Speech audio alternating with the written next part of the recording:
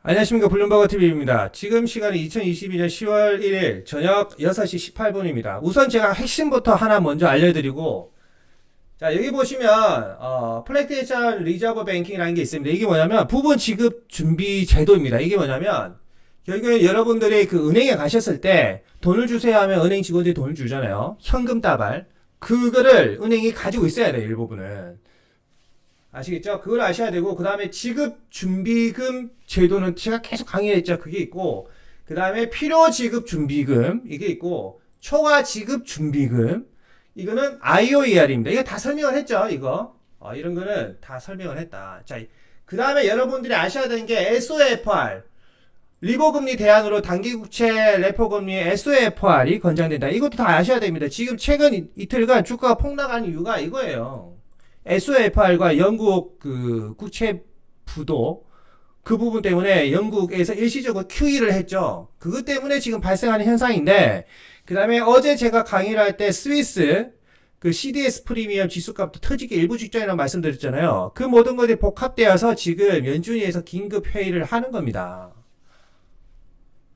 그래서 원래 이거를 그 내일 그 후원해 주신 분 한테 그 엑셀 파일로 넣어드릴 때 이거 살짝 알려드리려고 했는데, 지금 유튜브에서 대형 유튜버들도 이거 보고 뭐 아무런 문제 없다, 뭐 별거 아니다 이렇게 생각하시지만, 이게 별게 아닌 게 아니에요, 여러분. 시스템적 위기가 생겼기 때문에 연준위에서 미리 조치를 하는 겁니다. 그럼 이번에만 조치를 했냐? 그게 아니에요.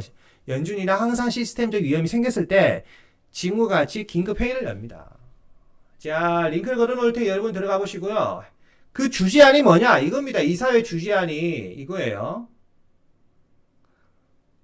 이거란 말이에요. 여기 보면 디스카운트 레이트, 이게 핵심입니다. 이게 할인율, 이자율, 이게 뭐냐면 지금 현재 그 미국의 1금융권은 고객한테 줄 수 있는 부분 지급 준비금이 그렇게 많이 없는 상황입니다. 그거를 어디서 알 수 있냐면 레포 시장에서 알 수 있습니다. 레포 시장.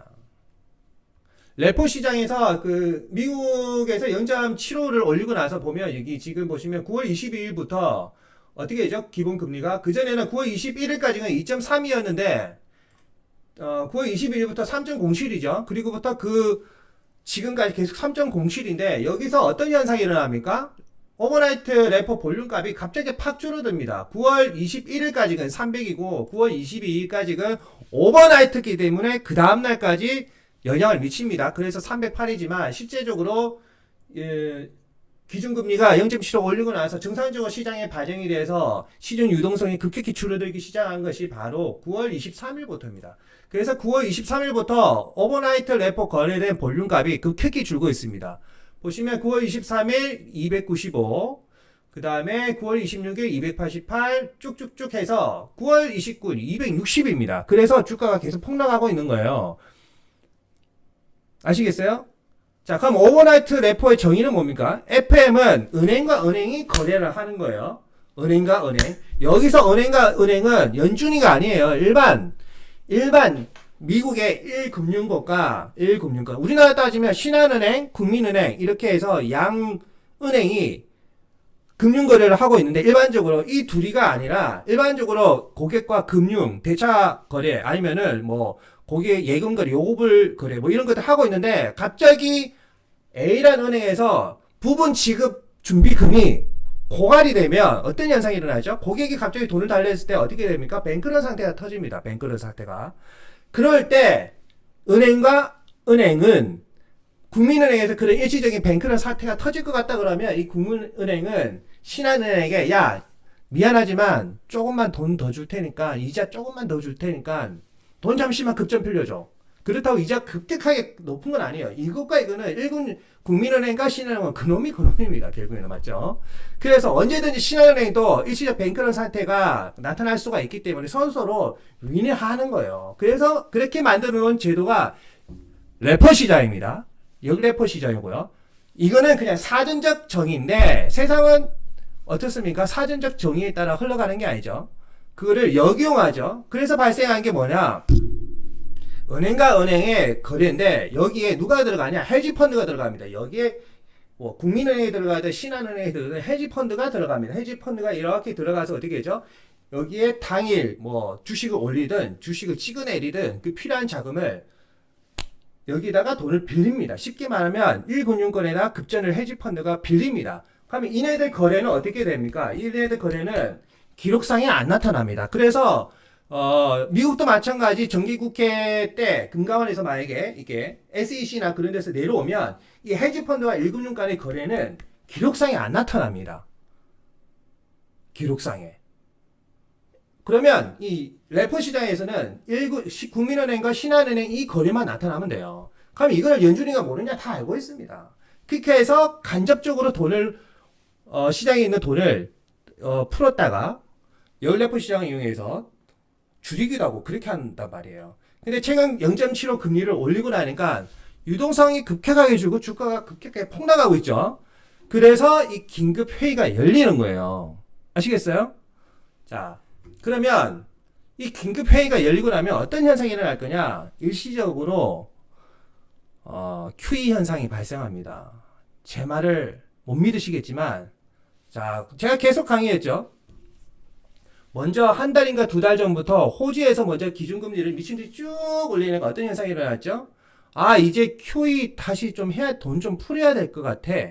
그 말을 했단 말이에요. 그리고 나서 최근 며칠 전에 영국에서 그 현상이 일어나면서 그날은 주가가 엄청나게 떴죠. 맞죠? 그 다음에 그 VIX 수치는 그날만큼은 쭉 내려갔고, 그리고 나서 시중에 나온 이야기가 뭡니까? 미국이 일시적으로 QE 손을 들어야, 일시적으로 QE를 해야, 즉 이 말은 QT에 대한 금융경색 이런 QT를 심하게 한 것에 대한 시스템적 문제가 생겼을 때 미국의 연준은 일시적 QE를 한다. 그러면 그 일시적 QE를 하는 그 시간이 얼마 안 남았다. 그것도 환경에서 나왔죠. 환경에서 그 찌라시가 나왔잖아요. 그게 이거란 말이에요. 그렇게 되면 일시적 QE 이야기를 하게 됩니다. 그러면 시장에다가 어떻게 되죠? 주가는 시장에 장기적으로 아니라 일시적으로 심폐소생술을 하게 됩니다. 그러면 오버나이트 볼륨 이 수치값이 당장 어떻게 되겠어요? 며칠 안에 갑자기 올라갑니다. 이게 그러면서 주식이 갑자기 올라갑니다. 그렇다고 장기적으로 주식이 막 호황을 뜨고 호황을 일으키면서 대폭등하고 이런 거는 절대로 아니에요. 어차피 죽어가는 자식, 심폐소생술하는 개념으로 지금 긴급 이사회가 잡혔기 때문에 월요일날 죽어가는 녀석 이거 기억하세요? 심폐소생술 해주는 거예요. 심폐소생술. 자, 그러면 여러분들은 어떤 식으로 따라를 하냐? 제가 이걸 링크를 걸어놓을 테 여기 제목을 컨트롤 C 해서 구글 링크를 돌리면 됩니다. 구글 링크를 돌리면 과거에 이런 사례들이 많이 있습니다. 아시겠죠? 자, 그리고 이때 보면 8월 23일날 이게 떴는데, 과거 가장 최근에는 8월 23일날 어떤 현상이 일어났냐? 여기 보면 8월 23일 이렇게 됐죠? 그리고 24일날 주가 오르고, 25일날 주가 확 오릅니다. 이틀 동안 주가가 오릅니다. 그리고 어떻게 되죠? 꼬라박습니다. 맞죠? 이 현상이 나타날 확률이 높습니다. 저는 연준위 이사는 아니지만 여러분도 알다시피 일반적인 사람과 이게 금융을 설명하는 그 레벨 단위가 틀리죠? 맞죠? 제가 추측건데 최소 월요일은 주가가 많이 뜰 거라고 생각합니다. 그렇다고 여러분들 주식 사라는 건 절대로 아니에요. 저도 VIX는 팔았지만 주식은 안 샀습니다. 오히려 지금은 물려도 숏에 물려야 다시 살아납니다.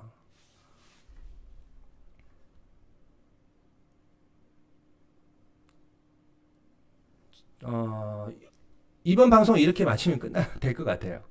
이해가 되시죠? 궁금하신 분은 따라서 복사를 해서 그 제목을 URL을 남겨놓을 테니까 복사를 해서 구글링을 해서 어떤 영향이 있었는지 공부를 하시면 됩니다.